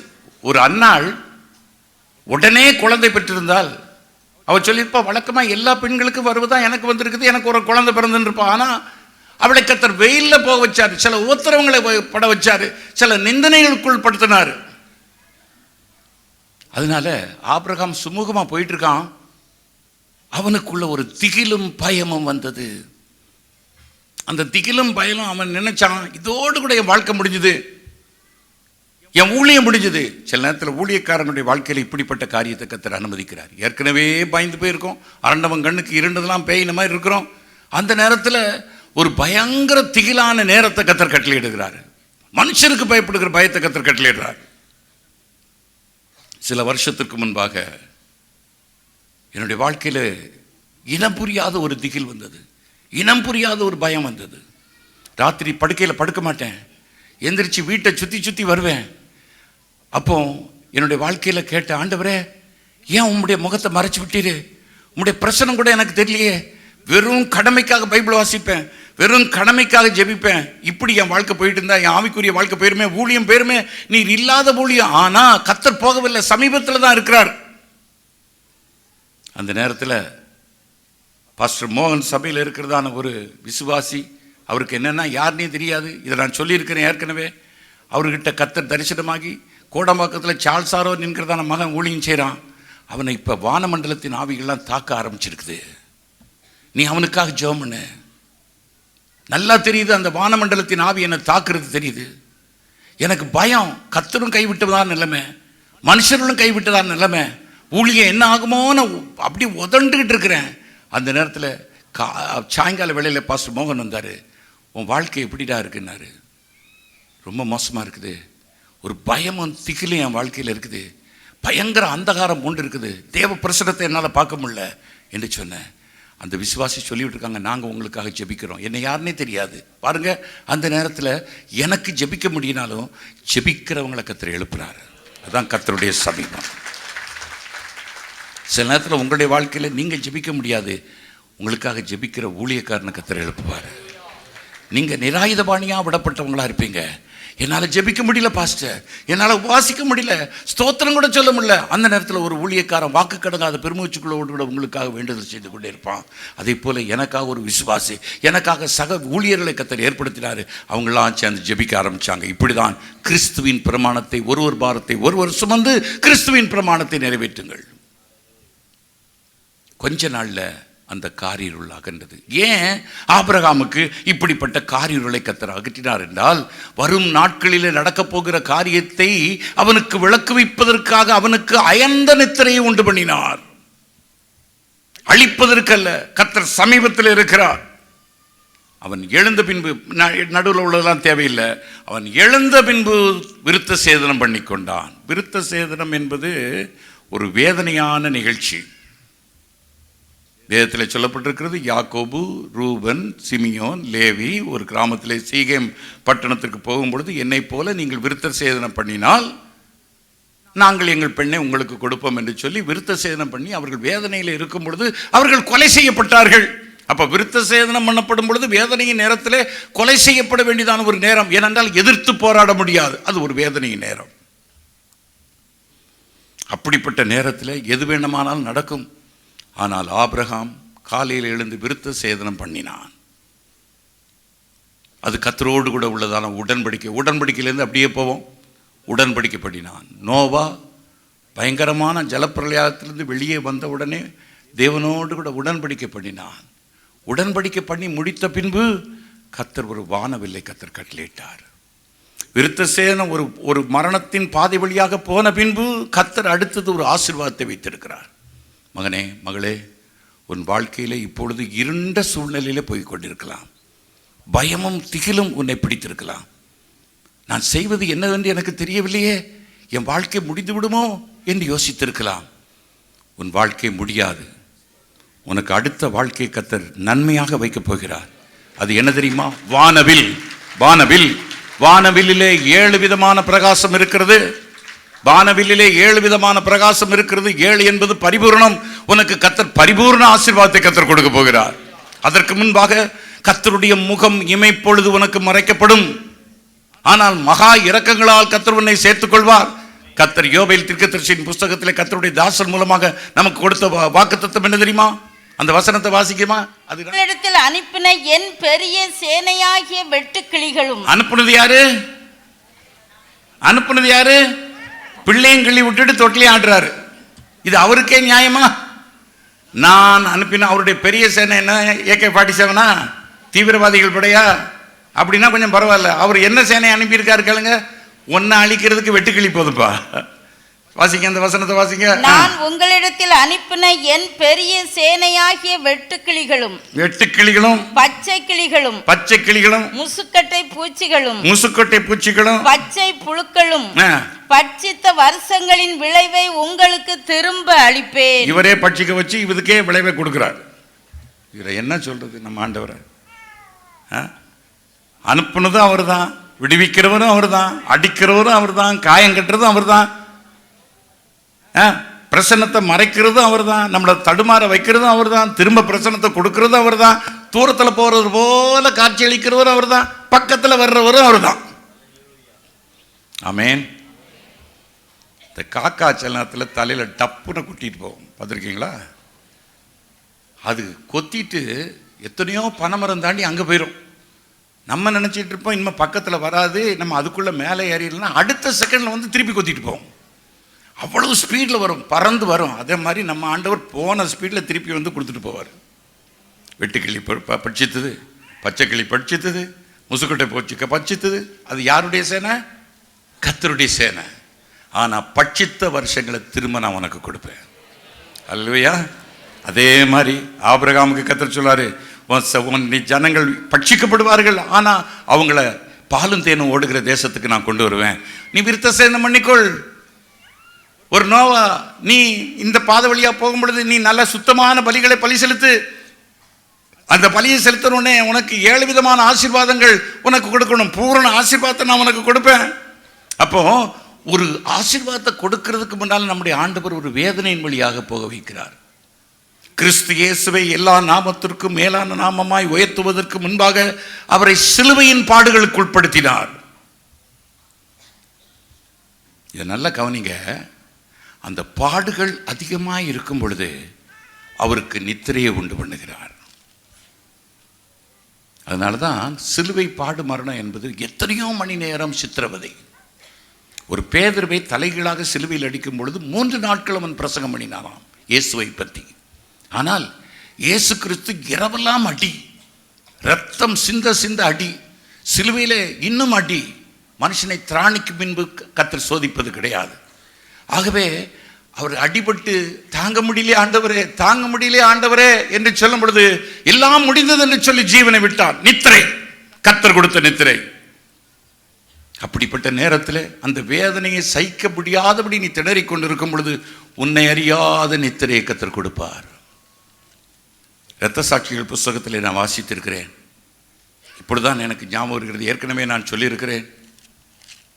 பாப்போ என்கிறதான கர்த்தருடைய தாசனை, இரத்த சாட்சிகளை அவரை கொண்டு அடித்து நொறுக்கும் பொழுது அவர் சொன்னார், வேதனை தாங்க முடியல ஆண்டவரே, வேதனை தாங்க முடியலையே அப்படின்னு கதறும் பொழுது திடீரென்று பார்த்தால் வேதனைலாம் போயிட்டுது. ஆனால் சேவர்கள் குத்தி கொண்டிருக்கிறாங்க, அடிக்கிறாங்க, திருப்பி அடிக்கிறாங்க, வேதனை படலை. என்ன ஆண்டவரே வேதனை தெரியலையே, என் சரீரம் மறந்து போச்சான பார்த்தா ஒரு உருவம் அவரை கட்டி பிடிச்சிட்டு இருக்குது. அதை பார்க்குறாரு. யாருன்னு பார்க்காரு? கிறிஸ்து அவரை கட்டி பிடிச்சிட்டு இருக்காரு. அந்த அடியெல்லாம் அவர் வாங்கிட்டு இருக்காரு. அது ஒரு நித்திரை. சில நேரத்தில் உன்னுடைய வாழ்க்கையில் வேதனைகள், கர்த்தருடைய பிள்ளைகளுடைய வாழ்க்கையிலே அந்த உபத்திரவத்தின் வழியாக போகும்பொழுது வேதனை உன்னால் தாங்கிக் கொள்ள முடியாது. என்னால் தாங்க முடியலன்னு சொன்னால் அந்த வேதனை அப்படி உருவி எடுப்பார் கர்த்தர். அது கர்த்தருடைய கிருபை. ஆனால் அந்த வேதனை வந்தால் தான் அடுத்த ஸ்டெப்பு போக முடியும். என்னுடைய வாழ்க்கையில் பார்த்துருக்கிறேன். ஒவ்வொரு புது வருஷ ஆராதனையில் பிசாசு பல பிரச்சனைகளை கொண்டு வருவான். கிறிஸ்மஸ் ஆராதனையில் பல பிரச்சனைகளை கொண்டு வருவான். என் பர்த்டே அன்னைக்கு பல பிரச்சனைகளை கொண்டு வந்து என்னை சந்தோஷப்பட விடாதபடிக்கு தடுப்பான். அது அவனுடைய நோக்கம். அது அந்த பிரச்சனை யார் மூலமாவது வரும். அநேக புது வருஷ ஆராதனை துக்கத்தோடு கூட ஒரு நாள் மேலே போய் 8 மணி வரைக்கும் ஜெபிச்சுட்டு 10 மணிக்கு கூட்டம். அப்போ சின்ன சர்ச்சு, 10 மணிக்கு கூட்டத்தை ஆரம்பிக்கணும். 8 மணிக்கு வர்ற பிரச்சனை வெடிச்சுது. தாங்க முடியாத பிரச்சனை, அனாவசியமான பிரச்சனை. ஆண்டவர்கிட்ட பார்த்து கதறின, ஏன் ஆண்டவரே, துக்கத்தோடு போய் நான் புது வருஷ ஆராதனை நடத்தினா ஜனங்கள்லாம் துக்கமாக அந்த வருஷம் முழுவதும் மாறிடுவாங்களேன்னு அழுதேன். ஆனால் என்ன நடந்தது? நான் நினச்சபடி நடக்கலை. 10 மணிக்கு வழக்கமாக ஆராதனை நடத்தினேன். பாதி ஆராதனை கண்ணீரோடு நடத்தினேன். காலை எல்லாத்தையும் அனுப்பிட்டேன். ஆராதனை வெற்றிகரமாக முடிச்சுது. இப்போ ஒரு பக்கம் கண்ணீர், அடுத்த பக்கம் ஆசீர்வாதம். அப்போ கிறிஸ்து அந்த பாத வழியா போறதுக்கு கர்த்தர் சில வேதனை, மரண வேதனையை அனுபவிச்சு தான் தீரணும். அதற்கு பிறகுதான் எல்லா நாமத்திற்கும் மேலான நாமத்தை கர்த்தர் அவருக்கு கொடுத்தார். அதனாலதான் பிலாத்து சொல்றான், அவர் அத்தனை சீக்கிரமாய் மரித்து விட்டாரா? அப்ப இப்பக்குள்ள மரிக்க முடியாது, சிலுவை பாடு மரணம். ஆனா கர்த்தர் ஜீவனை டக்குன்னு எடுத்துட்டார். இன்னும் இருந்தா இவனால தாங்கிட முடியாது. ஏற்கனவே ராமுழுதும் அடி வாங்கிட்டான். இனிமே நான் அடி வாங்க ஒப்பு கொடுக்க மாட்டேன். கர்த்தருடைய பிள்ளைகளுக்கு அப்படிதான் கர்த்தர் செய்கிறார். ஆப்ரேஷன் முடிஞ்சு, என்னுடைய ஆப்ரேஷன் முடிஞ்சு நைகரா ஹோட்டலில் நான் தங்கியிருந்தேன். கத்தக்கூடாது, கத்துனா வால்வு கலந்து விழுந்துடும். ஆனால் கத்துவதற்குரியதான எல்லா சூழ்நிலையும் ஃபோனில் எனக்கு வந்தது. அந்த நேரத்துலையும் பாவிகள் என்னை நிம்மதியாக இருக்க விடலை. அந்த நேரத்துலையும் பாவிகள் நிம்மதியாக இருக்க விடலை. அந்த வால்வு கலந்து விழுந்துடும். பக்கத்தில் இருக்கிற விசுவாசிகள், பாஸ்டர் கத்தாதீங்க, கத்தாதீங்க, இப்பதான் ஆப்ரேஷன் ஆயிருக்கு, 10 நாள் கூட ஆகல, கத்தாம இருக்க முடியலையே, இவங்க பண்ற உபத்திரம் கத்தாம இருக்க முடியலையே. ஆனா என்ன நடந்தது தெரியுமா? கத்தர் ஒரு பெரிய கனநித்திரையின் ஆவி எனக்கு கத்தர் கொடுத்தார். அது கத்தர் கொடுத்த நித்திரை.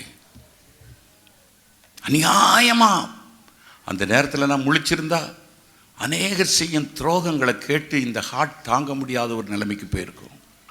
ஏன்னா ஏற்கனவே ஹார்ட் பூரா பேப்பர் மாதிரி ஆயிட்டுது. இந்த ஹார்ட் தாங்காது.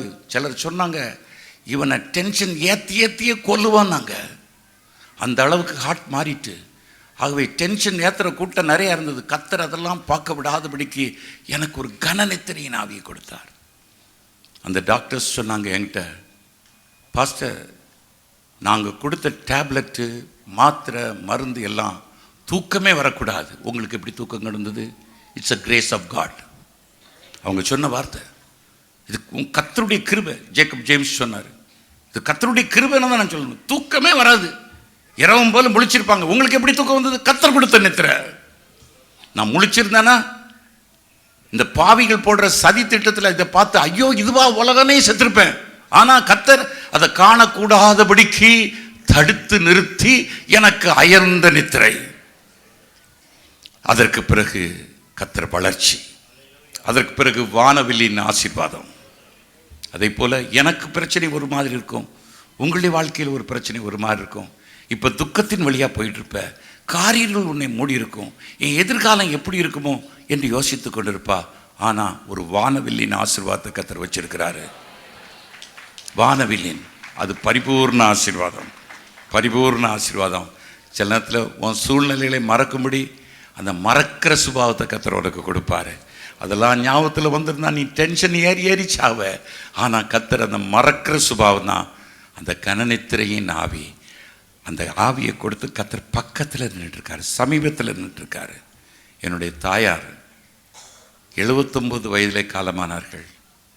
அன்னைக்கு காலையில் சிஸ்டர் பாலம்மா அவர்கள் இருக்கிறார்களா? இருக்கிறீங்களாம்மா? எந்திரிச்சில்லுங்க, எல்லாம் சாட்சி இருக்குது, அதுக்கு தான் நான் சொல்கிறேன். அன்னைக்கு காலையில் சிஸ்டர் பாலம்மா அவர்களை நான் மறக்கவே மாட்டேன். அவர்கள் என் தாயார் இறந்த அன்றைக்கு, அவர்கள் தாயார் இருக்கும் பொழுதும் சரி, அவர்கள் செய்த உதவியை நான் மறக்கவே மாட்டேன். மறந்தால் நான் ஒரு துன்மார்க்கன். தேவ பிள்ளைகளே, அன்னைக்கு காலையில் சிஸ்டர் பாலம்மாவை பார்த்து சொல்லியிருக்காங்க, பாலம்மா இன்னைக்கு வெளியே போகாத, வெளியே போனேன்னா என்னை பார்க்க மாட்டேன், நீ ரொம்ப ஃபீல் பண்ணுவ, கர்த்தர் என்னை எடுத்துக்கிடுவேன்னு சொல்கிறாரு அப்படின்னாங்க. அவங்க சொன்னாங்க, போங்கம்மா, உங்களுக்கு இதே வேலையாக போச்சுன்னு அவங்க காலையில் போயிட்டாங்க. மத்தியானம் வந்தாங்க. நான் என்னுடைய ஜெபம்லாம் என்ன தெரியுமா? எங்கள் அம்மா எனக்காக ஜெபிக்கிறாங்க, என் ஊழியத்துக்காக ஜெபிக்கிறாங்க, அவங்க எனக்கு தேவை, எனக்காக ஜெபிக்கிற ஒரே ஒரு தாய் அவங்க தான் அப்படின்னு யோசிச்சுட்டு இருந்தேன். அன்னைக்கு மத்தியானம் மேலே நடந்துட்டு வந்தாங்க. திடீர்னு ஒரு இழுப்பு இழுத்துது. அங்கே கவனிச்சிட்டு இருந்த ஒரு சகோதரி, பாசு ஓடிவாங்க, அம்மாவுக்கு இழுக்குது, என்னென்ன தெரியல அப்படின்னாங்க. 2வது இழுப்பு இழுத்துது, 3வது இழுப்பு இழுத்துது. அப்போ ஆண்டவரை பார்த்து சொன்னேன், ஆண்டவரே எங்கள் அம்மாவை எடுத்துக்கிடாதீங்க, அங்கே ஜெபிக்கிற தாய், என் ஊழியத்துக்காக கண்ணீர் விட்டு அழுது ஜெபிக்கிற தாய், அவங்கள எடுத்துக்கிட்டீங்கன்னா என்னால் தாங்க முடியாது, இந்த இறுதியும் அதை தாங்காதுன்னு சொல்லிட்டு இருக்கும்போது கர்த்தர் எடுத்துக்கிட்டாரு. ஆனால் என்ன அறியாமலே அந்நிய பாஷை பேச ஆரம்பித்தேன். அது ஒரு மனுஷன் செய்ய முடியாது, அது பரலோகமே செய்ய முடியும். அது ஒரு நித்திரை. அதான் வேதத்தில் சொல்லப்பட்டிருக்கிறது, இதுவே இளைத்தவனை இளைப்பார பண்ணத்தக்கதான இளைப்பாறுதல். அந்த துக்கத்தை தாங்கக்கூடியதான ஒரு பலனை எனக்கு கர்த்தர் கொடுத்து, கர்த்தருக்குள்ள அந்நிய பாஷை பேசினேன், அப்படியே சந்தோஷப்பட்டேன், களி கூர்ந்தேன். அருமையான கர்த்தருடைய பிள்ளைகளே, இப்பொழுது உன்னை மூடி இருக்கிற காரிருள் கொஞ்ச நாள் அகன்று போகும். கர்த்தர் சமீபத்திலே பராக்கிரமம் செய்கிறார். கர்த்தர் செய்கிற பராக்கிரமத்திற்கும் உன்னுடைய கிரியைகளுக்கும் வித்தியாசத்தை கட்டளையிட உனக்கு வானவில்லின் ஆசீர்வாதத்தை கர்த்தர் வைத்திருக்கிறார். பரிபூர்ண ஆசீர்வாதத்தை கர்த்தர் வைத்திருக்கிறார். இது தீர்க்க தரிசனத்தின் வார்த்தை. எல்லாரையும் எந்திரிச்சு நிற்போம். இந்த நிகழ்ச்சியை பார்த்த உங்கள் அனைவரையும் ஆண்டவராகிய இயேசு கிறிஸ்துவின் நாமத்தில் வாழ்த்துகிறோம். உங்களுடைய ஜெப விண்ணப்பங்களுக்காகவும் நீங்கள் எங்களுடன் பகிர்ந்து கொள்ள விரும்புகிற உங்களுடைய சாட்சிகளுக்காகவும் நீங்கள் தொடர்பு கொள்ள வேண்டிய எங்களுடைய தொலைபேசி எண்கள் 8919112340. மற்றொரு தொலைபேசி எண் 8939112341. எங்கள் சபையின் மற்ற நிகழ்ச்சிகளையும் தினம்தோறும் கண்டு ஆண்டவரின் ஆசீர்வாதத்தை பெற்றுக்கொள்ள கீழ்கண்ட முகவரிக்கு தொடர்பு கொள்ளவும். சாரோனின் ரோஜா ஏஜி சபை, எண் 17-18, ஜகரியா காலனி, முதல் தெரு, கோடம்பாக்கம், சென்னை 94. எங்கள் சபையின் ஆராதனை நேரங்கள்: ஞாயிறு காலை 5 மணி முதல் 7 மணி வரை முதல் ஆராதனையும், 7 மணி முதல் 9 மணி வரை இரண்டாவது ஆராதனையும், 9 மணி முதல் 11 மணி வரை மூன்றாவது ஆராதனையும் மற்றும் 6:30 மணி முதல் 8:30 மணி வரை மாலை ஆராதனையும் நடைபெறும். ஒவ்வொரு புதன்கிழமை மாலை 6:30 மணி முதல் 8:30 மணி வரை உன்னத பாட்டு புத்தகத்திலிருந்து வேத பாட வகுப்பு நடைபெற்று வருகிறது. வெள்ளிக்கிழமை தோறும் காலை 10 மணி முதல் 12:30 மணி வரைக்கும் பொதுவான உபவாச ஜெபம் நடைபெறுகிறது. இந்த கூட்டங்களில் கலந்து கொண்டு நீங்கள் தேவ ஆசீர்வாதம் பெற்றுக்கொள்ளும்படி உங்களை அன்புடன் அழைக்கிறோம். கர்த்தர் தாமே உங்களை ஆசீர்வதிப்பாராக. ஆமேன்.